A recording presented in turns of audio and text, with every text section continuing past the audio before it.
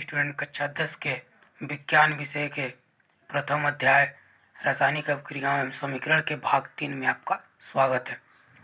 इसके पिछले भाग में हमने रासायनिक समीकरण और उनको संतुलित करने के नियम के बारे में पढ़ा। इस भाग में हम रासायनिक अभिक्रियाओं के प्रकार के बारे में पढ़ेंगे। रासायनिक अभिक्रियाएं निम्न प्रकार की होती हैं, जिसमें पहला संयोजन अभिक्रिया, जिसको कॉम्बिनेशन रिएक्शन कहते हैं। वियोजन या अपघटन अभिक्रिया, डिकम्पोजिशन रिएक्शन। विस्थापन अभिक्रिया, डिस्प्लेसमेंट रिएक्शन। द्विविस्थापन अभिक्रिया, डबल डिस्प्लेसमेंट रिएक्शन। उपचयन एवं अपचयन अभिक्रिया, oxidation and reduction reaction.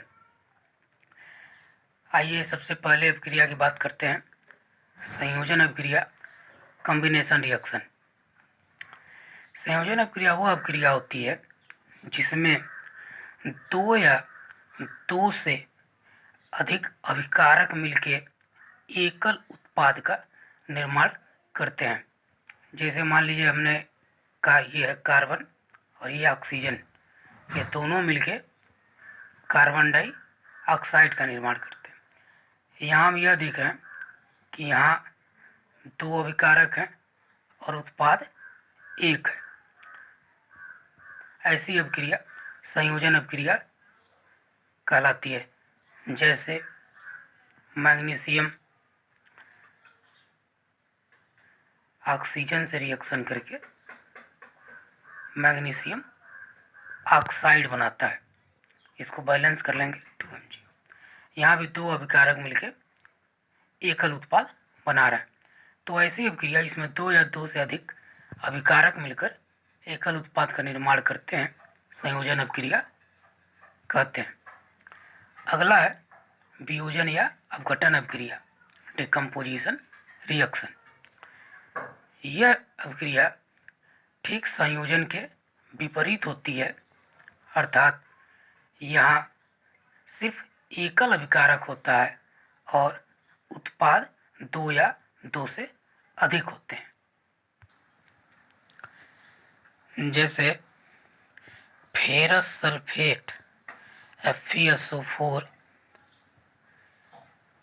Fe2O3, ferric oxide SO2 और SO3 में कन्वर्ट हो जाता है।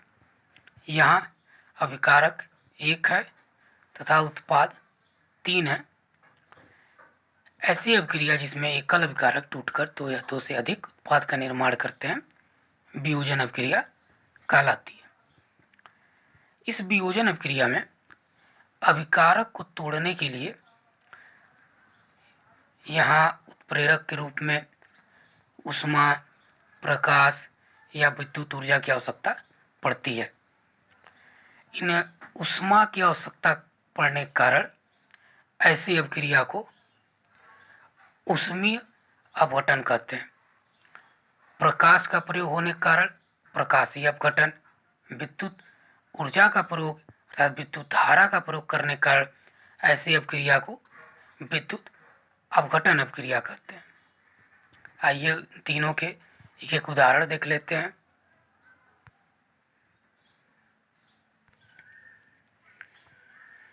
यहाँ वाटर हाइड्रोजन गैस तथा ऑक्सीजन गैस में परिवर्तित हो रहा है। तो इस अभिक्रिया में हम विद्युत धारा का प्रयोग कर रहे हैं उत्प्रेरक के रूप में, अतः ऐसी अपघटन अभिक्रिया विद्युत अपघटन अभिक्रिया कहलाती है। और अपघटन इसलिए है क्योंकि एकल अभिकारक दो या दो से अधिक उत्पाद में बदल रहा है। ऊष्मीय अपघटन, जैसे कैल्शियम कार्बोनेट कैल्शियम ऑक्साइड में जब परिवर्तित होता है तो हमको यहाँ कैल्शियम कार्बोनेट को गर्म करना पड़ता है, यानी कि ऊष्मा देनी पड़ती है। तो ऐसी अपघटन अभिक्रिया ऊष्मीय अपघटन कहलाती है। प्रकाशीय अपघटन, हाइड्रोजन ब्रोमाइड हाइड्रोजन गैस तथा ब्रोमीन गैस में कन्वर्ट हो रहा है।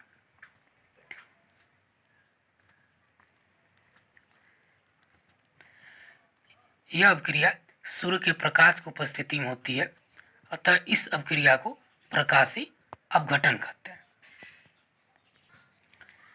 अगली अभिक्रिया है विस्थापन अभिक्रिया, डिस्प्लेसमेंट रिएक्शन।